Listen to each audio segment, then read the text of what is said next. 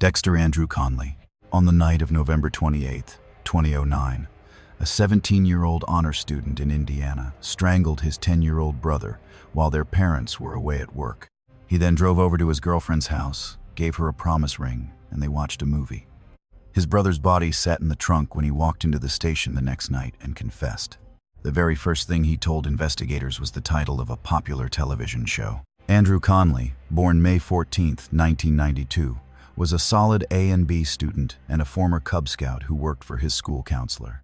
Behind that normal mask, he struggled with self-harm and told police he had fantasized about murder since 8th grade, even cutting someone's throat.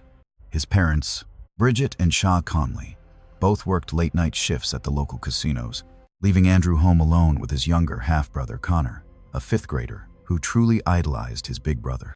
That Saturday evening, while their parents were at work, the two brothers were left home alone. While they were wrestling, which was a common activity, Andrew suddenly locked Connor in a chokehold. Connor's final words were simply, "Andrew, stop."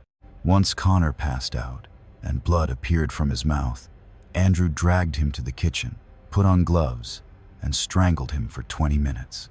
He then slipped a plastic bag over Connor's head, taped it shut, and dragged the body outside by the feet. He hoisted the body into the trunk of his car. With his brother in the trunk, Andrew drove to his girlfriend's house. She later said he seemed happy, more than she had seen him in years. He gave her a promise ring, and the two of them watched the Green Mile together. She had no idea what was in the car just feet away. Later, he drove to the woods and left the body under some brush. The next morning, he stood over his sleeping father with a knife, weighing whether to strike again. He decided not to. He joked with his mother, asked his father for condoms, and spent the entire day watching football as if nothing had happened. Soon, the rest of the family was starting to wonder where Connor had gone. That evening, after confessing to friends who told him to surrender, he walked into the Rising Sun Police Department and told them everything. Within the first hour of his interrogation, Conley told the police, "I do not know if you have heard of it, but it is called Dexter. I feel like him because he is a serial killer of bad people, but I just feel like him." Weeks before, he told his girlfriend he wanted to be like the fictional killer Dexter Morgan while walking the trail where the body was found.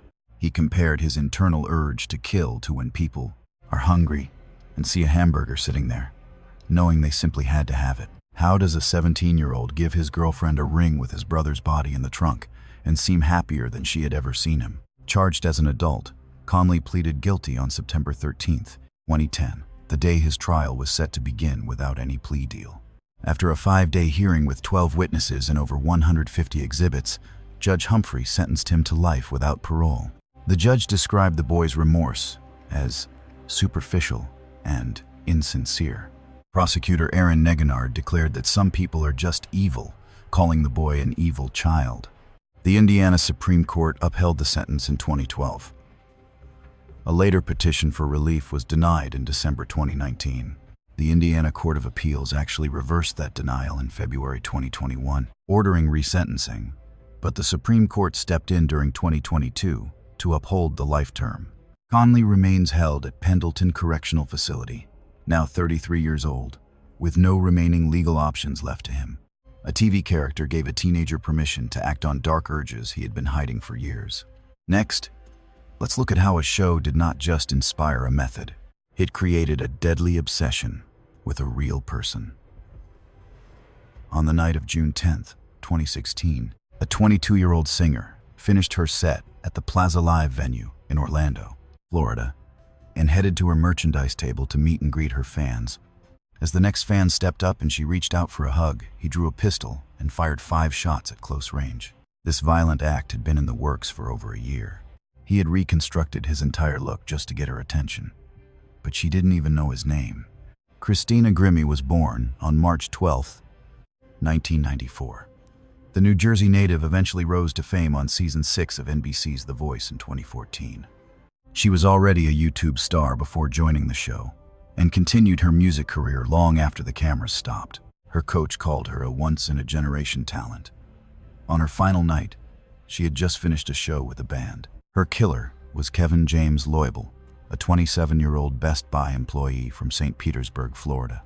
He lived like a hermit, covering his bedroom windows with aluminum foil and thick curtains to stay hidden. His only companion, a coworker named Corey Dennington, claimed to be his only friend. Before this, police had already visited his home twice. In 2013, he broke his father's fiance's wrist during a fight, though he had no official mental health diagnosis.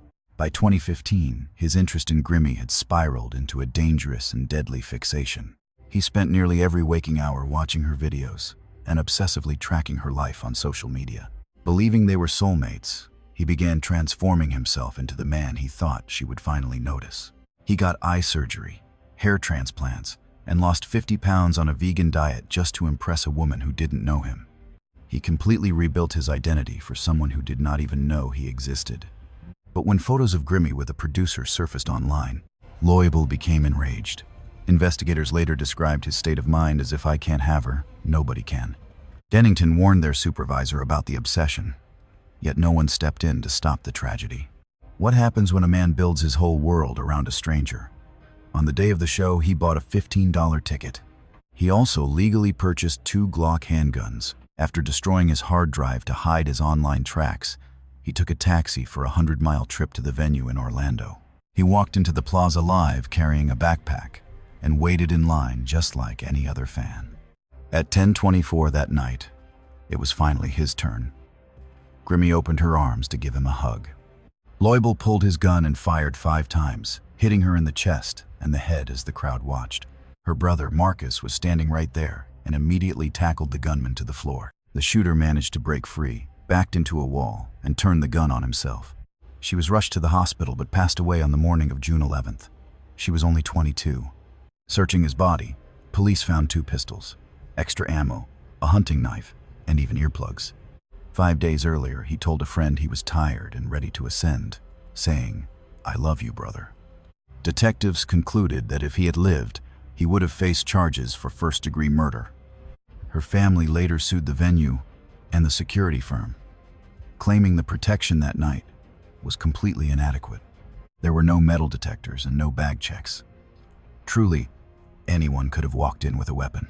The Christina Grimmie Foundation, started in 2017, has now given nearly $600,000 to families hit by gun violence.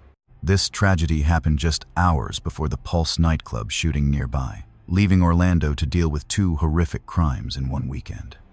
A simple TV show helped create a star, but it also fueled a deadly obsession in a viewer. But our next case proves a television show can do more than just spark an obsession. A national broadcast humiliated a woman so badly that her ex-husband killed her the day it aired. This was Ralph Penn. On July 24th, 2000, a man sat in a Florida bar watching his own face on the screen. The episode of The Jerry Springer Show he was watching had actually been recorded 2 months prior. On screen, he and his new wife were busy mocking and shaming his ex-wife for the entire world to see. That morning, his ex had already secured a restraining order, telling a judge he was dangerous and had even chased her with a knife. By the end of that night, she was dead. Nancy Campbell Panitz, 52, met Ralph Penn, a 40-year-old German painter, in an AOL chat room. He was 12 years her junior. After dating online, Ralph moved from Germany to the United States to marry her. The marriage lasted only 15 months before they divorced in February 1999. Panitz was a karate black belt with a history of harming Nancy. Despite the divorce, he continued to periodically stay at her home. While still drifting in and out of Nancy's house, he secretly married a new partner named Eleanor in March 2000. In May 2000, all 3 were flown to Chicago to film an episode titled Secret Mistresses Confronted. Nancy believed the show would help her reconcile with Ralph. She even thought he had been deported back to Germany. Instead, Ralph brought Eleanor onto the stage. Together, they mocked and ridiculed Nancy in front of the cameras and audience. They cruelly called Nancy fat and old. The crowd jeered and laughed when he was asked why he had been intimate with Nancy just the night before. Ralph simply said, "I thought she might be humiliated enough to realize it was over." Shamed before millions of future viewers, Nancy quietly walked off stage saying, "That is fine. Bye." The episode aired July 24th, 2000. That same morning, Nancy appeared in court for a restraining order, telling the judge that Ralph was frequently violent. "He chased me with a knife," she said. and made threats about taking my life. She was trying to protect herself, but as we know, a piece of paper could not stop what happened next. That evening, Ralph watched the episode at a bar and grew increasingly agitated. After telling someone, "I am going to kill her," he drove to Nancy's home to beat and strangle her. Nancy's face was so badly disfigured that a deputy who saw her in court that morning could no longer recognize her. Police discovered 18 bloody footprints matching Ralph's shoes and his DNA trapped under Nancy's fingernails. Clear evidence she fought for her life. How does a show fly 3 people to Chicago, humiliate one of them, and then send them all back to the same town? After briefly fleeing toward Canada, Panitz eventually surrendered to the authorities in Florida. At his 10-day trial in March 2002, celebrity defense attorney Jeffrey Figger argued that Nancy actually died of a heart attack during a confrontation with someone else entirely. Prosecutors painted Panitz as a master manipulator who had turned into a cold-blooded murderer. They presented the 18 footprints, the DNA evidence, and testimony from neighbors who heard the fatal struggle. The jury convicted him of second-degree murder and for violating the protective order. Judge Nancy Donnellan sentenced him to life without parole. Holding a photo of Nancy to the camera, she told the Jerry Springer Show, "Shame on you." Jerry Springer called the murder a very, very sad event, but claimed it had nothing to do with the show. He passed away in April 2023 at age 79. Panitz remains incarcerated at the Marion Correctional Institution in Florida. He is now approximately 65 years old.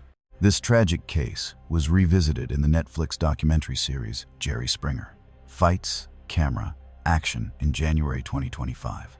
A show built on public humiliation sent 2 people home, and as we have seen, one did not survive the night the episode aired.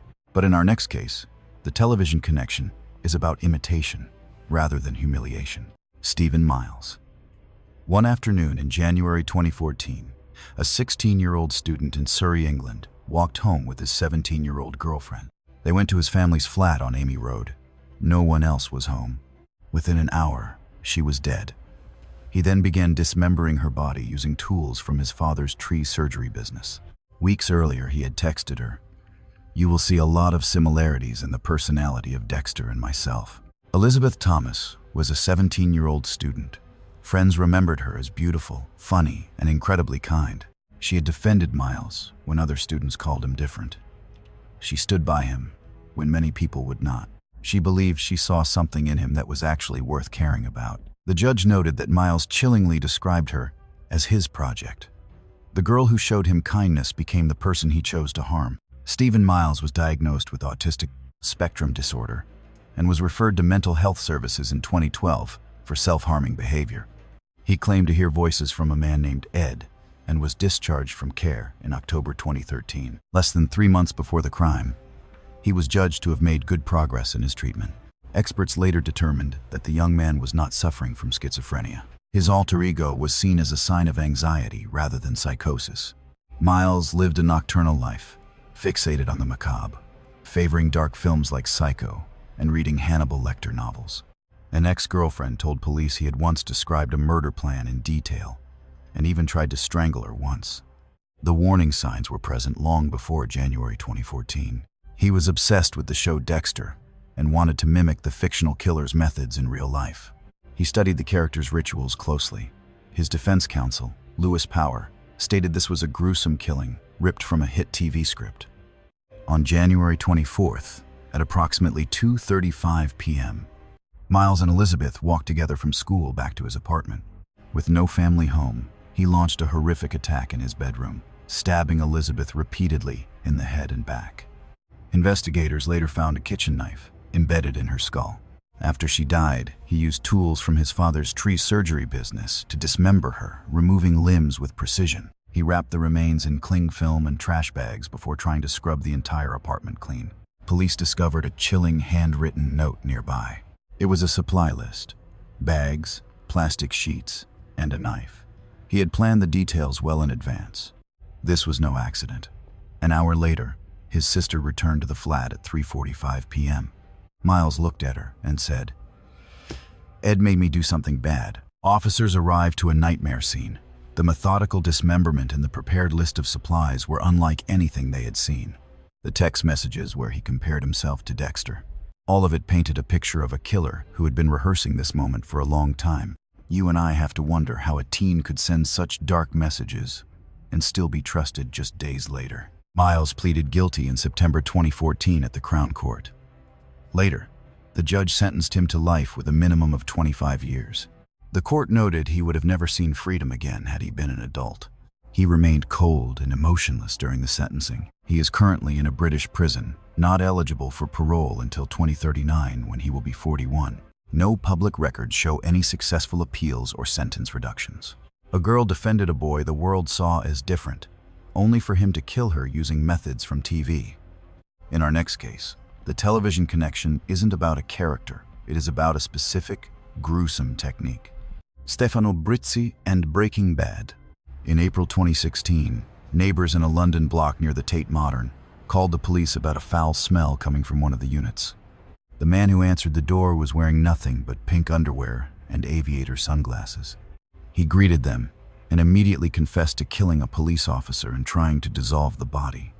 He claimed Satan told him to do it. Inside, they found one of the most disturbing scenes in British history. The killer told them he learned his methods from a very popular television show. Stefano Brizzi was a high-earning computer programmer from Italy who once earned £70,000 a year. He was highly educated, holding 2 degrees from Florence. But in 2008, he received a devastating diagnosis. He fell into a spiral of crystal meth addiction, losing his prestigious job at Morgan Stanley by February 2015. By then, he had fully embraced Satanism. His apartment was filled with black candles, a satanic Bible, and letters written directly to the devil himself. Gordon Semple was a 59-year-old Metropolitan Police constable from Inverness who had served since 1983. He was a respected man in a long-term relationship, known for his decades of dedicated police service. On April 1st, 2016, Brizzi and Semple connected on a dating app and arranged to meet at Stefano's apartment. During an encounter fueled by crystal meth, Brizzi strangled Semple with a dog leash.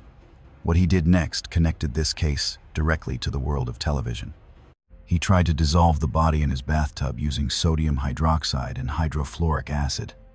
This was a gruesome recreation of a scene from the show Breaking Bad. Prosecutor Crispin Eilert told the Old Bailey that Brizzi had essentially lived out a dark episode of the popular series. Over the course of several days, Brizzi used 3 different saws to dismember the body. He even cooked parts of it in his oven. Later, investigators found pools of human fat scattered throughout the kitchen.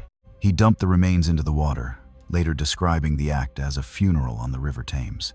A passerby later discovered a foot near Bermondsey Wall, bringing a terrifying turn to the investigation. Forensic tests on a rib bone revealed bite marks, suggesting he had actually attempted to consume human flesh. The flat was a scene of total devastation. Evidence of the horrific crime was found in nearly every single room. The stench became so overpowering that neighbors could no longer ignore it after 6 days. They finally called the authorities to investigate. You and I have to ask, how does a former bank programmer end up imitating a TV character to kill a police officer? If you have made it this far and enjoy these deep true crime dives, make sure to subscribe and hit the bell so you never miss a new investigation. At the Old Bailey, Brizzi denied the charges. He claimed Semple's death was just a consensual encounter that had gone tragically wrong. Throughout the entire legal proceeding, the man showed absolutely no remorse for his actions.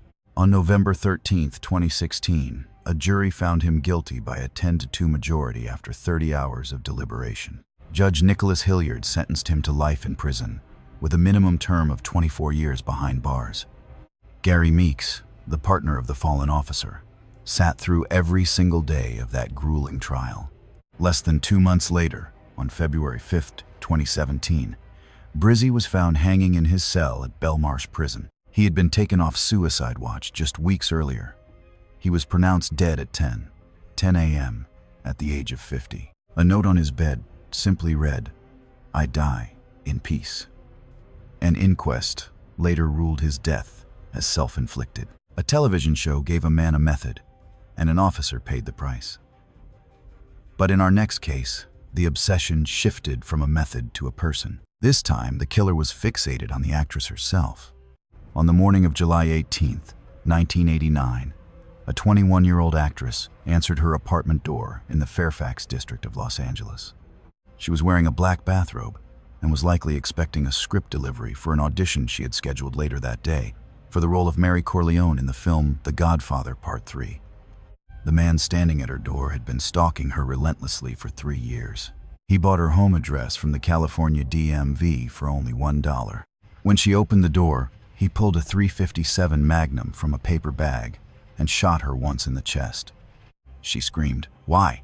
Why?" as she collapsed to the floor. Rebecca was pronounced dead at Cedars-Sinai Medical Center about 30 minutes after the attack. Rebecca Schaefer was born in Oregon and became a household name playing Patty Russell on the CBS sitcom My Sister Sam during the late 80s.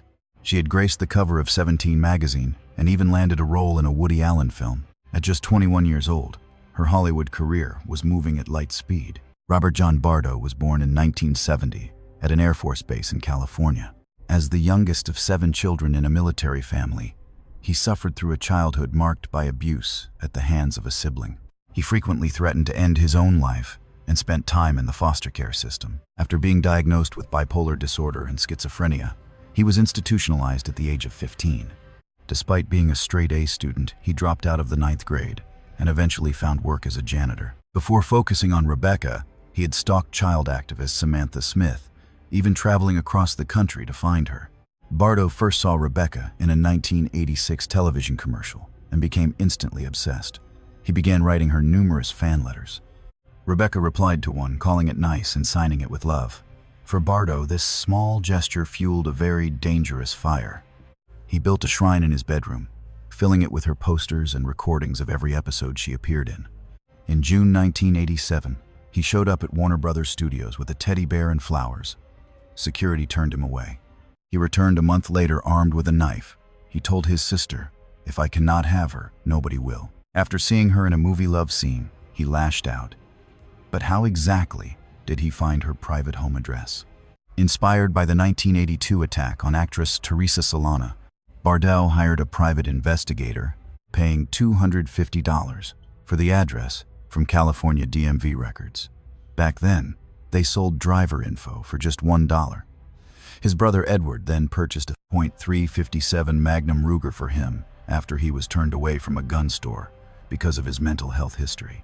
On the morning of July 18th, Bardo arrived at her apartment after an overnight bus trip from Tucson.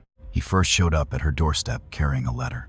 They had a brief, polite talk before she asked him to leave. He waited at a nearby diner, then returned about an hour later. When she answered the door a second time, Bardo pulled the weapon from a paper bag and fired. He fled back to Tucson, where police found him wandering through highway traffic, screaming that he killed Rebecca Schaefer.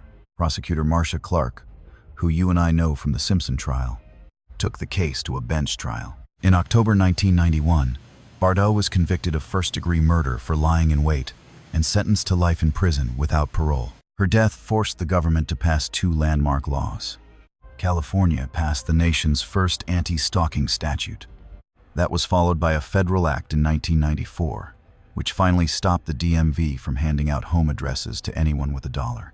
Now 56, the killer remains incarcerated at a state prison in California. In 2007, he survived being stabbed 11 times by an inmate. Later, he told reporters she was truly irreplaceable. He claims to think about her daily because she should still be here. A $1 record, a 3-year obsession, and 2 laws that carry a victim's legacy today. But in our next case, a show didn't just inspire a fan. It created a situation that ended with a shotgun blast 3 days after filming. The Jenny Jones Show and Jonathan Schmitz. In March 1995, a 24-year-old man in Michigan drove to a bank, withdrew cash, bought a 12-gauge shotgun, and drove to his neighbor's trailer. He knocked, asked a question, and when the man inside gave him a smile, he went back to his car, grabbed the gun, walked back in, and fired twice into the man's chest. Just 3 days earlier, both of these men were on a television set in Chicago. One of them had just learned, in front of a live audience, that the other had a secret romantic crush on him. That episode never aired. Jonathan Schmitz was a 24-year-old delivery driver and drummer, living a quiet life in Lake Orion. He struggled with undiagnosed bipolar disorder and a thyroid condition called Graves' disease.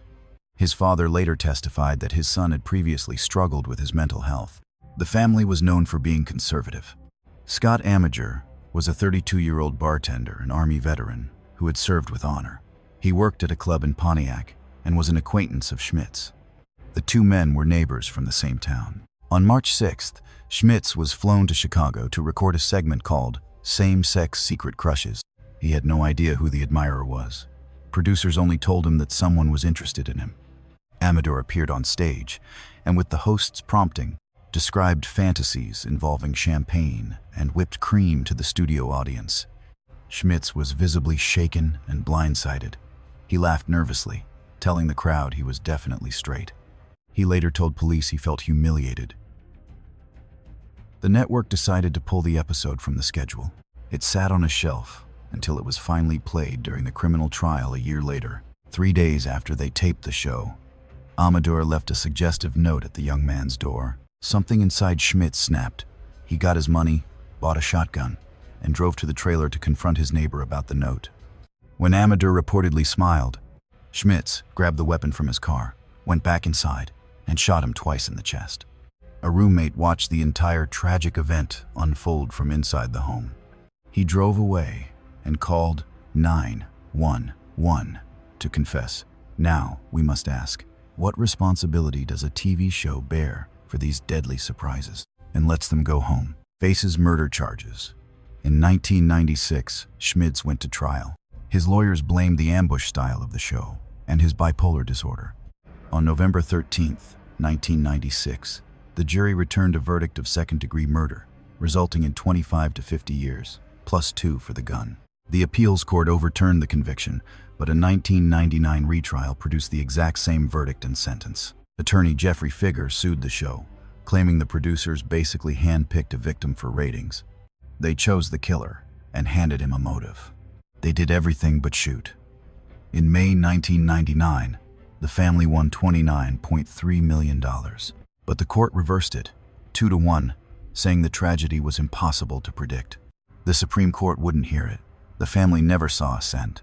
At 47, Schmitz walked out on parole in August 2017. After serving 22 years, he returned to Michigan and kept a low profile, with no social media presence, no interviews, and no public statements. Scott Amader's brother, Frank Jr., stated that he wanted assurance the decision was not based only on good behavior.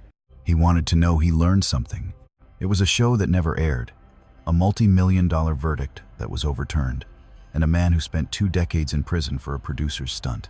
But you and I should look at the final case, the most unsettling of all. This time, the victim wasn't targeted by a fan or an ex. The show itself came for him. To Catch a Predator, Louis Conrad Jr. On the morning of November 5, 2006, a crew arrived.